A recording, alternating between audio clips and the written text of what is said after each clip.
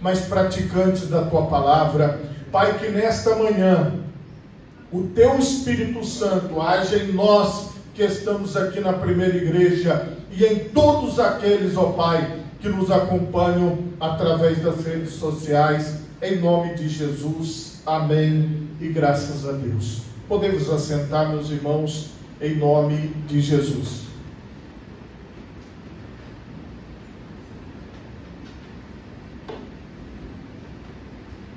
Meus irmãos,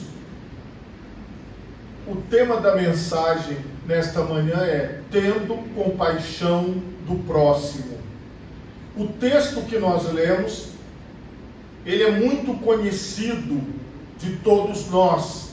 E como introdução a esta palavra, eu quero ler também em Tiago, capítulo 1, versículo 26 e 27, que diz assim: se alguém entre vós cuida ser religioso e não refreia sua língua, antes engana seu coração, e a religião desse é vã.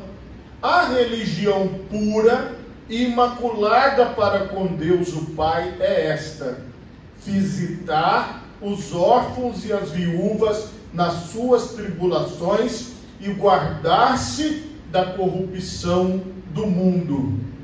Nós temos uma grande proliferação de religiões que nós poderíamos chamar de matriz cristã. Temos outras religiões também, outros segmentos, mas o nosso meio é de matriz cristã, ou seja, a base é o cristianismo, e do cristianismo surgiram muitas outras religiões. Nem todo lugar que tem uma placa escrito igreja é uma igreja cristã.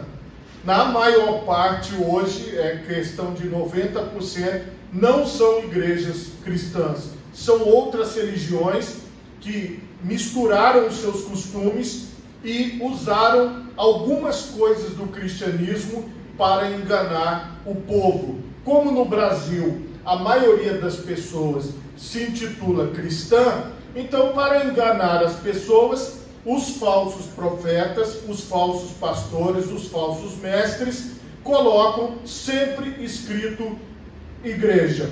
Lógico que agora muitos já mudaram, e você passa em alguns lugares, está escrito só uma palavra. Então aí já mudou, aí já está mais honesto, porque a pessoa que lê aquela palavra ali fala: isso aqui não é uma igreja. Ótimo, assim tudo bem, é outra religião. Só que quando você vai na palavra, para que você seja considerado, ou eu, ou qualquer pessoa, um religioso diante de Deus, uma pessoa que pratica algo que agrada a Deus, a religião significa religar. O intuito da religião seria ligar o homem a Deus. Nós sabemos que isso, do ponto de vista humano, é impossível, porque só existe um mediador entre Deus e os homens, o qual é Jesus Cristo. Só Ele é o caminho, a verdade e a vida. Então, para nós estarmos com o Pai, para nós termos a visão de Deus para nós temos que seguir a Jesus. Ainda que nós tenhamos essa proliferação de religiões, não significa que elas estão ligadas a Jesus ou ligadas ao Pai. A diferença é fácil. Quando você entrar num templo religioso, seja de matriz cristã ou de outras matrizes, você vai observar se ali a mensagem é Jesus. Se Jesus ele é o cabeça, ele é o centro, ele é o equilíbrio. Se a mensagem for de Jesus Cristo, então você está na direção certa, porque Jesus é o caminho, a verdade e a vida. Se não falar de Jesus lá, se não disserem nada sobre Jesus, significa que já é um grande sinal para você saber que ali não é uma religião pura e nem verdadeira. Porque a religião pura e imaculada para com Deus o Pai é esta.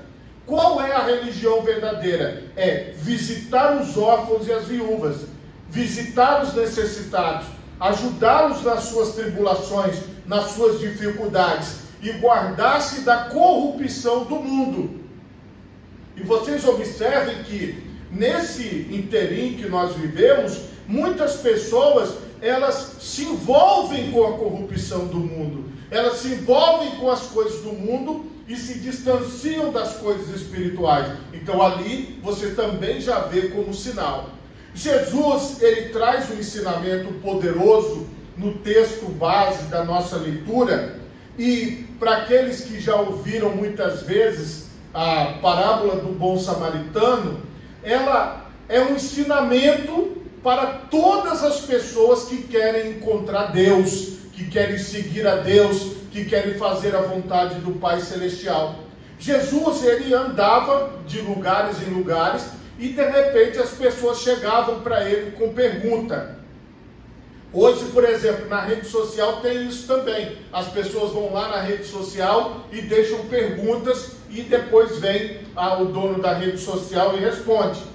Eis que se levantou um certo doutor da lei, tentando-o, dizendo: mestre, que farei para herdar a vida eterna? E ele lhe disse: que está escrito na lei, como lês? Vocês vejam que esta pergunta, o que farei para herdar a vida eterna, era recorrente no ministério de Jesus. Esta é a pergunta certa a se fazer.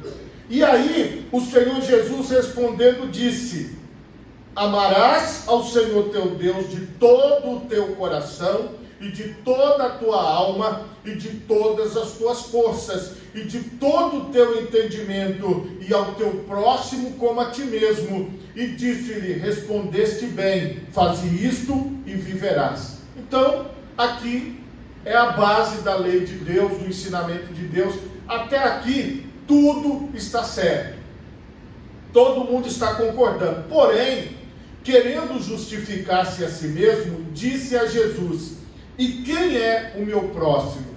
Esta segunda questão não era comum. A primeira era: que farei para herdar a vida eterna? E responder: amarás o Senhor teu Deus sobre todas as coisas, e amarás o teu próximo como a ti mesmo. Eram perguntas e respostas comuns no ministério de Jesus. Mas essa aqui não. Quem é o meu próximo? A pergunta é: a quem eu devo fazer bem? A quem eu devo ajudar? A quem eu devo estender as mãos? Lembra que isso é o correto a se fazer diante de Deus. Isso não é o correto diante da religião A, B ou C. Nós estamos falando se nós quisermos agradar ao Pai, Criador de todas as coisas. É isso aqui que Jesus está ensinando. Então, a pergunta dele trouxe um ensinamento novo. E qual foi o ensinamento de Jesus? E respondendo, Jesus disse, contando uma parábola, contando uma história. Descia um homem de Jerusalém para Jericó, um trajeto comum, como se a gente fosse daqui para Cariacica, ou daqui para Vila Velha, ou daqui para a Serra, um caminho comum, próximo, que se fazia direto. Olha o que acontece neste caminho. E caiu nas mãos dos salteadores. E aqui nós temos que observar o seguinte: esta pessoa, que Jesus não cita o nome, não tem uma identidade dela, foi de propósito. Então a pessoa pode ser assaltada, pode passar por uma situação difícil, pode estar precisando de ajuda. Isso é o que o Senhor está falando, é alguém. Então não está dando um nome específico, não está dizendo se é homem, se é mulher, se é criança, se é idoso. Está dando o seguinte: olha, é um ser humano que passou por uma situação difícil e que precisa de ajuda. Esse homem que descia, ele caiu nas mãos dos salteadores, os quais o despojaram e, espancando, se retiraram, deixando meio morto. Ele estava desacordado. E ocasionalmente, porque era um caminho, ocasionalmente significa que aquelas pessoas passavam por ali todo dia, como se fosse o caminho para você ir ao seu trabalho, ou o caminho para você vir à igreja. Era um caminho comum dessas pessoas. Ocasionalmente, pode ser também uma outra interpretação que as pessoas dão: por acaso ele passou ali. Mas a interpretação é a seguinte: o final, seja por acaso, ou seja todos os dias, houve alguém que passou ali. Houve alguém que viu o que estava acontecendo. E qual foi a atitude dessas pessoas que viram? Veja bem, você ver uma pessoa nessa condição, se coloque nesse lugar. A caminho, um certo sacerdote, vendo aquele homem caído, passou de largo. E de igual modo também, um levita, chegando àquele lugar e vendo, passou de largo. Mas um samaritano que ia de viagem, chegou ao pé dele e vendo, moveu-se de íntima compaixão. A palavra compaixão significa dor que nos causa o mal alheio. É como se você sentisse dó, pena ou piedade daquela pessoa. É como se você se colocasse no lugar daquela pessoa pensando: já pensou se fosse eu ali? Já pensou se eu estivesse caído? Já pensou se isso tivesse acontecido comigo?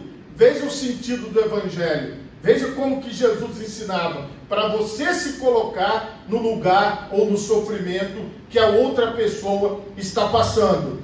E a Bíblia diz aqui que este samaritano... Por que Jesus deu o exemplo de um samaritano? Porque ele era um estrangeiro. Se fosse a gente, seria falar assim, ó, e passando um argentino, e passando um venezuelano, entende? É alguém de outro país, alguém de outra etnia, porque os samaritanos, eles eram mestiços.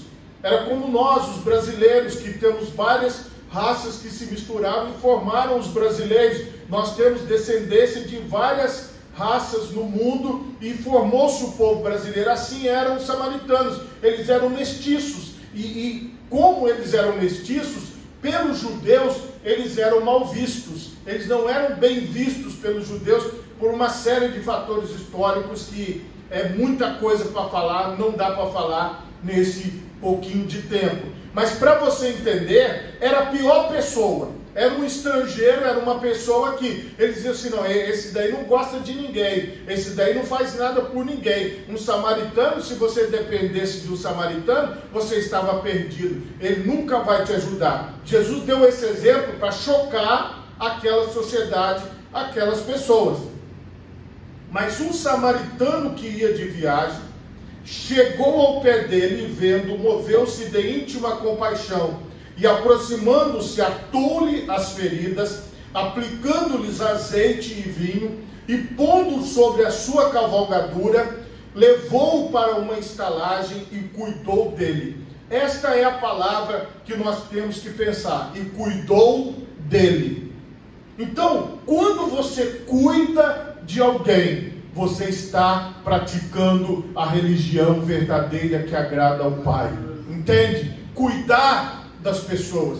Normalmente, nós temos influência de outras culturas que a religião verdadeira é quando está acontecendo o rito.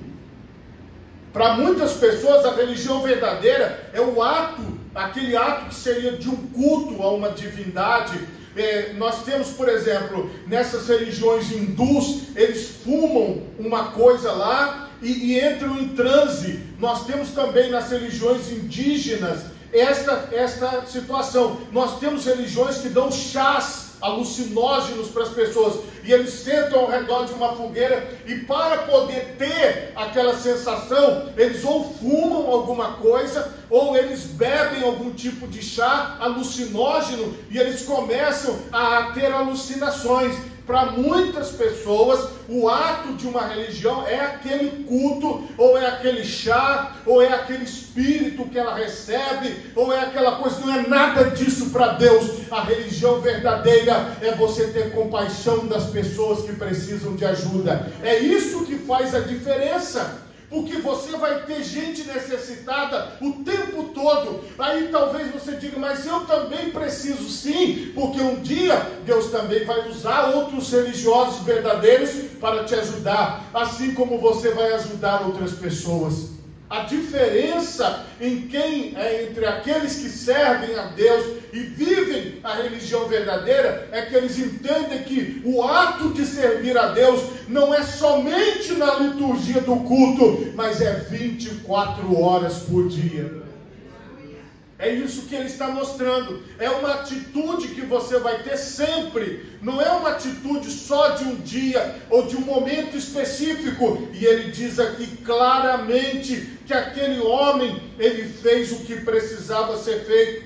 E para concluir o serviço dele, ele foi lá, levou ele para a estalagem, versículo 35, e partindo ao outro dia, tirou 2 dinheiros e deu-os ao hospedeiro, e disse-lhe: cuida dele, e tudo o que de mais gastares, eu te pagarei quando voltar. Aí foi assim, como o samaritano precisava seguir viagem, ele pagou outra pessoa, que era o hospedeiro, o dono da hospedaria, para que continuasse cuidando daquele homem. Então assim, ele não podia mais continuar o cuidado, mas ele colocou outra pessoa para cuidar. Você entende que o cuidado, ele foi prolongado, porque ele disse assim, ó, eu preciso que esse homem se recupere completamente, eu preciso que ele esteja bom, eu preciso que ele volte para a sua família, porque quando você olha para outro ser humano, você tem que pensar que ele é filho de alguém. Você precisa pensar, nós precisamos pensar que ele tem uma família, que ele tem alguém esperando por ele, que ele tem alguém lá com expectativa dele voltar. Então tudo que nós pudermos fazer para que aquela pessoa volte para sua casa, volte para sua família, ou esteja no lugar dela, é para a glória do nome do Senhor. E Deus está vendo isso. Isso é ser cristão, isso é seguir o ensinamento do Senhor. E aí volta para aquela cena do homem ouvindo a explicação de Jesus. Qual, pois, destes 3 te parece que foi o próximo daquele que caiu nas mãos dos salteadores? E o doutor da lei que perguntou, o curioso, disse: o que usou de misericórdia para com ele? A palavra misericórdia também tem a mesma raiz da compaixão, e ela significa compaixão ou socorro, pena causada pela miséria alheia. O que ele estava falando? O próximo daquele homem que estava caído foi o samaritano, foi aquele que eu não esperava, mas foi aquele que demonstrou o socorro. Aí Jesus dá a ordem: vai e faze da mesma maneira. Este é o nosso comportamento, esta é a nossa atitude de auxiliar e ajudar as pessoas naquilo que nós podemos ajudar. Por exemplo, se uma pessoa me pedir para fazer algo que eu não posso fazer, vamos supor que a pessoa tenha um avião e fala assim para mim: olha, o senhor pode pilotar o avião para mim? Não, eu não sei pilotar avião, então aquilo não é para mim. Eu estou dando esse exemplo grande para você entender. Tem coisas que o Senhor vai colocar diante de nós, que nós podemos fazer. Tem coisas que o Senhor vai colocar diante de nós, que nós não podemos fazer. Mas aquilo que eu posso fazer, aquilo que você pode fazer, em benefício, em ajuda de alguém, é para a glória de Deus. Aí você vai estar sendo verdadeiro. Glórias a Deus. Nosso irmão Wellington já puxou essa palma aí para falar assim: ó, pastor, está chegando aí, vamos partir para a ceia. Encerrou, né? Tá bom já. Coloca as 2 mãos na altura do seu coração e fecha os seus olhos. Pai Todo-Poderoso, muito obrigado.